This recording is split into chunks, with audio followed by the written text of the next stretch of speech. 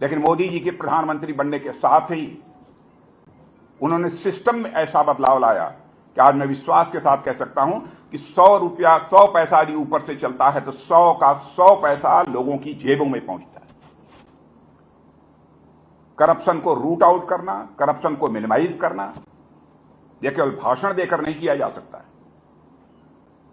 Corruption को minimise करना है, करप्शन को रूट आउट करना है, तो उसके लिए सिस्टम में बदलाव लाना होगा। और इस काम को यदि किसी ने किया है तो हमारे प्रधानमंत्री ने किया है।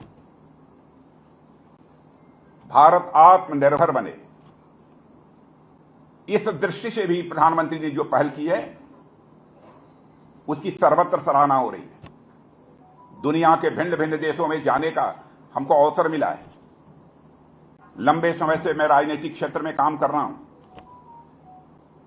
मैं देखता हूं कि पहले भारत का कोई प्रतिनिधि विदेशों में जाता था, जो तवज्जो उसको मिलनी चाहिए, जो रिस्पांस मिलना चाहिए, वह रिस्पांस नहीं मिलता था। लेकिन आज भारत का कोई भी प्रतिनिधि यदि दुनिया के दूसरे देशों में जाता है तो बहुत ही इज्जत और सम्मान की नजरों से आज उसे देखा जाता है।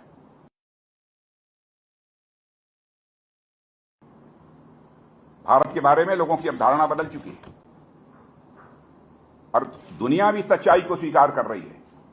अभी तक हम सारे रक्षा से संबंधित हथियार, प्लेटफॉर्म्स, वेपन्स, मिसाइल्स जो हम अपने देशों से भारत को बेचा करते थे, अब वह दिन लद गए।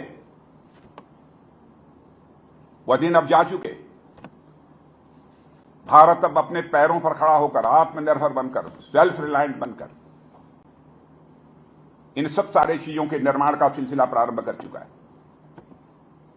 आजाद भारत के इतिहास में पहली बार ऐसा हुआ है, जो कैपिटल बजट है उसके बारे में हमारी सरकार ने यह तय कर दिया है, हमारे प्रधानमंत्री ने तय कर दिया है कि 65% कैपिटल बजट यह जो होगा वह केवल डोमेस्टिक प्रोडक्शन पर ही खर्च किया जाएगा, केवल डोमेस्टिक प्रोक्योरमेंट पर। यह कोई साधारण फैसला नहीं है। मैंने लगभग 410 आइटम्स की सूची जारी कर दी है। चाहे जो भी होगा, हम दुनिया के दूसरे देशों से उसे आयात नहीं करेंगे। हम अपनी आवश्यकताओं को पूरा करने के लिए भारत की धरती पर बनाएंगे और भारतीयों के हाथों से बनेगा और सारे विश्व के लिए भी बनाएंगे। Make in India and make for the world. इतना ही नहीं, हमारी पब्लिक सेक्टर अंडरटेकिंग्स की लगभग 2500 से अधिक ऐसे RLUs, कंपोनेंट्स, उनके बारे में भी फैसला कर लिया है कि किसी भी सूरत में वह दुनिया के दूसरे देशों से नहीं मंगाए जाएंगे। हम यहीं बनाएंगे और अपनी आवश्यकताओं को पूरा करेंगे। सारा देश ही नहीं, बल्कि मैं कहूंगा सारी दुनिया इस सच्चाई को अच्छी तरह समझ रही है और भारतीय जनता पार्टी के प्रति लोगों का विश्वास, लोगों का भरोसा बढ़ा है। जहां तक गुजरात के चुनाव का प्रश्न है, मैं पूरी तरह से आश्वस्त हूं कि गुजरात अब तक के जितने भी रिकॉर्ड रहे हैं, इस बार के चुनाव में सारे रिकॉर्ड को तोड़ने जा रहा है। कांग्रेस आपके बारे में, जैसे मैंने कहा कि एक राजनीतिक पार्टी कांग्रेस अपने अस्तित्व को बचाने के लिए चुनाव लड़ रही है, दूसरी केवल अपनी उपस्थिति दर्ज करानी। यूनिफॉर्म सिविल कोड का जहां तक प्रश्न है, यूनिफॉर्म सिविल कोड के बारे में भी हमारी सरकार की और हमारी पार्टी की नीतियां पूरी तरह से स्पष्ट हैं। आज से ही नहीं, जब हम भारतीय जनसंघ के रूप में काम कर रहे थे, जब से हमने भारत में अपनी राजनीतिक यात्रा एक निश्चित आइडियोलॉजी के आधार पर प्रारंभ की है, तब से उसी पर हम कायम हैं। हम समय समय पर अपने स्टैंड को बदलते नहीं हैं।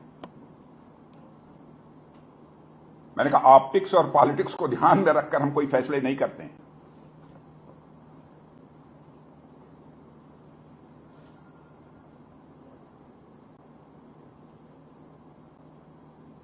और मेरे साथियों,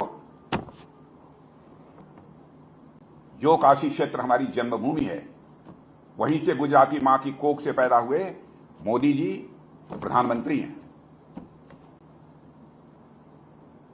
और इसे भी मैं अपना संयोग मानता हूं कि वो गुजराती मां की कोख से पैदा हुए हैं, लेकिन मैं भी उस मां की कोख से पैदा हुआ हूं जिसका नाम श्रीमती गुजराती देवी।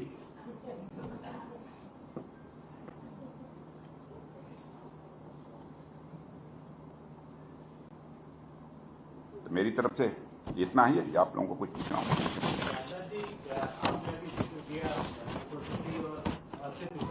इस चुनाव का तो आपने डिक्लेयर कर दिया कि उनको उपस्थिति की लड़ाई और अस्तित्व की लड़ाई कर रहे हैं। अगले आने वाले चुनाव में किस तरीके से आप देखेंगे इन दोनों पार्टियों को? नहीं, अस्तित्व तो बचा रहेगा कि नहीं बचेगा, अथवा बचेगा कि नहीं बचेगा, इस संबंध में कुछ नहीं कह सकता। वो तो राजनीतिक पार्टियां ही बतला सकती हैं। लेकिन जन सामान्य का विश्वास, जन सामान्य का भरोसा हमारे नेतृत्व के प्रति और भारतीय जनता पार्टी के प्रति तेजी से बढ़ा है। अभी गुजरात के ही रहने वाले हमारे गृह मंत्री हैं श्री अमित शाह। जिस तरीके से गृह मंत्री रहते हुए उन्होंने काम किया है, उसकी जितनी भी सराहना की जाए वह कम है।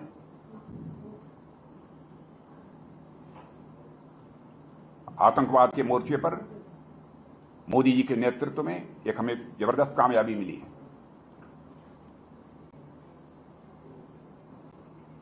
और हमारे प्रधानमंत्री मोदी जी के नेतृत्व में ही धारा 370 यह समाप्त हुआ है।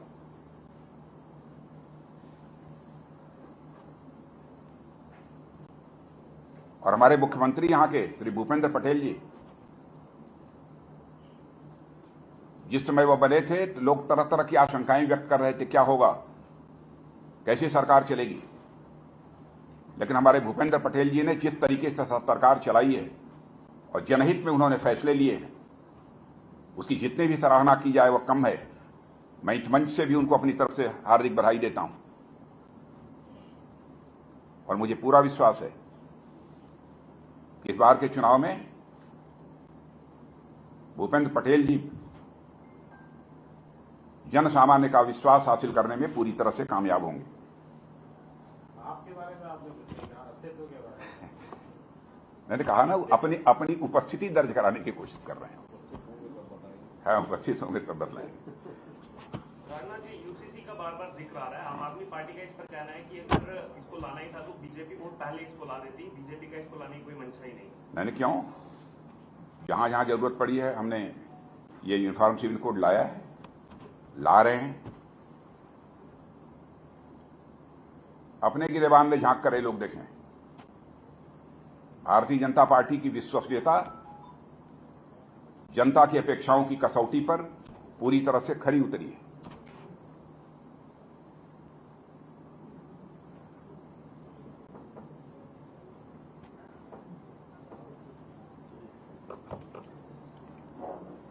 बस सर एक सवाल है, आपने अभी जो गाली देने की पॉलिटिक्स पे जो कांग्रेस ने जो कहा है, इस पे कांग्रेस ने आज एक वीडियो जारी किया है और इस वीडियो में मोदी जी के कुछ बयान हैं जिसमें कांग्रेस की जिंदा 100 करोड़ की गवर्नमेंट, इस तरह के बयानों को उनका एक वीडियो निकाला है और उन्होंने कहा है कि बीजेपी को भी अपनी गिरेबान में झांकेगी।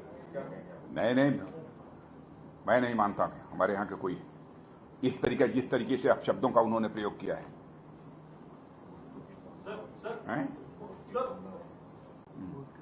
वो क्या कहा हमको जानकारी, आप जो बतला रहे हैं उन्होंने चलाया होगा कुछ इधर उधर से।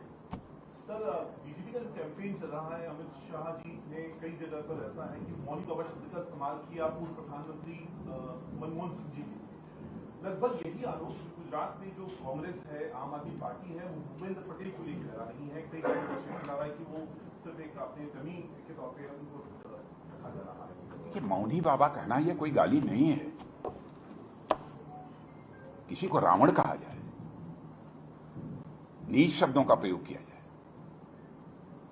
मैं समझता हूं भारतीय जनता पार्टी ऐसा काम नहीं कर सकती। और जो भारतीय जनता पार्टी में जो कार्यकर्ता करेगा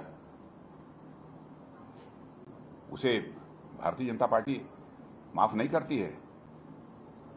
यदि किसी ने गलती कर दी तो उसके लिए खेद व्यक्त करेगा।